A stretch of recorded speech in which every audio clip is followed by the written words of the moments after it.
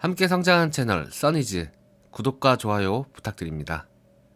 고백하고 싶지만 차이는 것에 대한 공포, 사람들 앞에서 발표를 해야 하는 상황, 유튜브에 영상을 올리고 싶지만 어떤 반응이 올지 몰라서 오는 두려움, 처음 차를 운전할 때, 번지 점프를 할 때, 아쉬운 말이나 용서를 구할 때 등등 공포를 극복하고 용기 내서 무언가를 해야만 하는 상황을 우리는 종종 마주칩니다.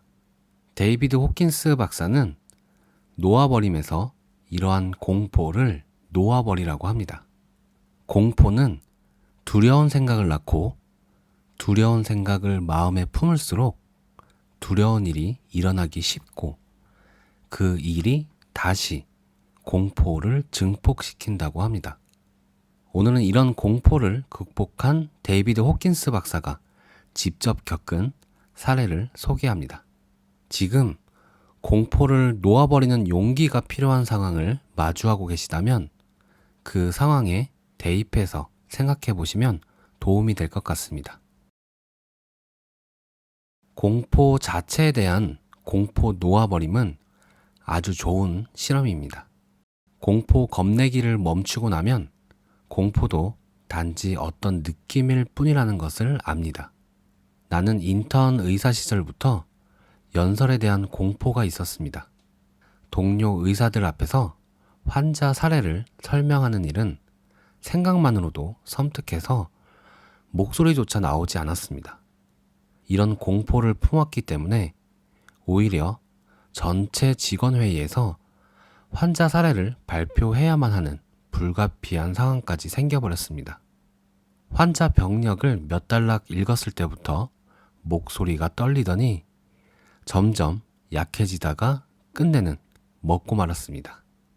마음에 품었던 공포가 치솟으면서 당연히 연설 공포가 더욱 증폭되어 연설 의욕마저 잃은 것입니다. 이후로 오랫동안 내 능력을 한정하는 신념 체계가 작동했습니다. 나는 대중 앞에서 연설할 수 없어. 나는 대중 연설가가 아니야. 연설할 기회라면 어떤 것이든 모두 피했고 그에 따라 자존감을 잃고 활동을 피하고 직업상 목표마저 제약을 받았습니다.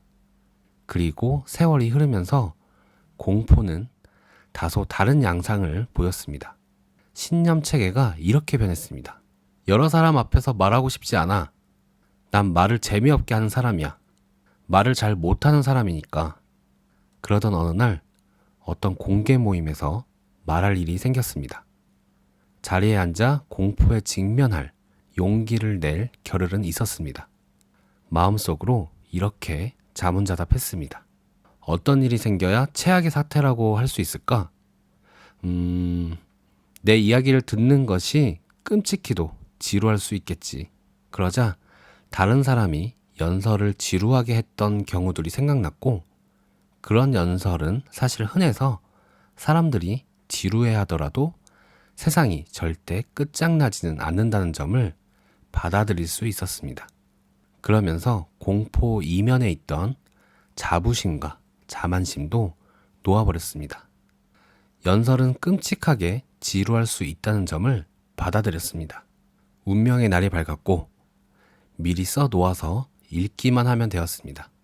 물론 즉석 연설을 하는 것이 훨씬 재미있을 수도 있겠지만 공포가 있음을 인정하고 받아들였기에 할 말을 미리 적어갔습니다. 단상에 올라갈 순간이 왔습니다. 비록 손으로는 잔뜩 겁먹은 채 풀기 없이 단조로운 목소리로 읽기만 했지만 연설이라는 위협을 이루어냈습니다. 연설이 끝나자 친구 몇 명이 소감을 이야기했습니다. 좋은 내용인 건 맞는데 확실히 지루하더라. 그렇지만 내면의 자아는 상관하지 않았습니다. 상황을 직면에 받아들이고 연설을 실제로 해낼 용기가 있었다는 것만으로도 의기양양했습니다. 연설이 지루했다는 사실은 상관없었습니다. 중요한 것은 어쨌거나 해냈다는 점이었습니다. 공포와 장애를 극복했기에 자존감이 올라갔고 연설을 더 이상 피하지 않았습니다. 한술 더 떠 솜씨가 늘면서 발표를 시작할 때마다 청중에게 경고부터 했습니다. 저는 이 동네에서 말이 지루한 것으로 유명합니다. 솔직히 아주 짜증나실 수도 있습니다. 그랬더니 놀랍게도 청중이 웃었습니다. 그들의 웃음은 누구나 갖고 있을 만한 인간적인 면모를 받아주겠다는 의미여서 공포가 가벼워졌습니다. 이를 통해 유머가 연설을 할 때에 유용하다는 사실을 알게 되었습니다. 유머는 청중의 인간적인 면모를 파고들어서 연민을 얻는 방법입니다. 연민 속에서 청중과 하나가 되면 청중이 응원하며 격려해 주는 것을 느낄 수 있습니다.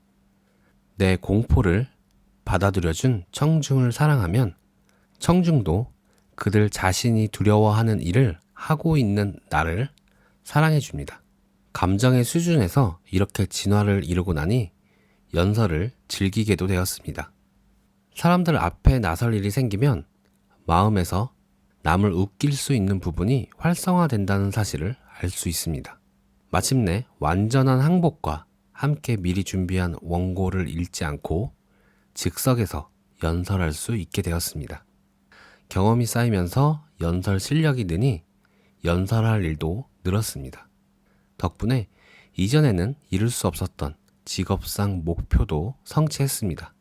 또한 텔레비전 토크쇼에 출연하는 일도 생겼습니다.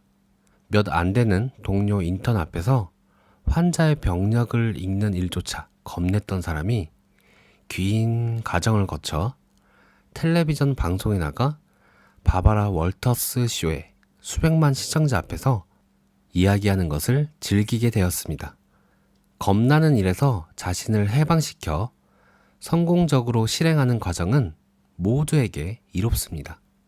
이러한 학습 과정이 자동적으로 삶의 여러 다른 영역으로 번져나가기 때문입니다.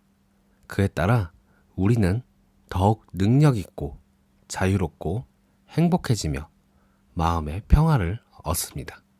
오늘 영상은 여기까지입니다. 우리 써니즈 구독자님 분들도 우리 주변의 작은 공포를 찾아내서 놓아버림을 한번 실험해 보세요. 삶의 여러 다른 영역으로 긍정적인 일들이 번져나갈 것입니다. 오늘도 시청해 주셔서 감사합니다.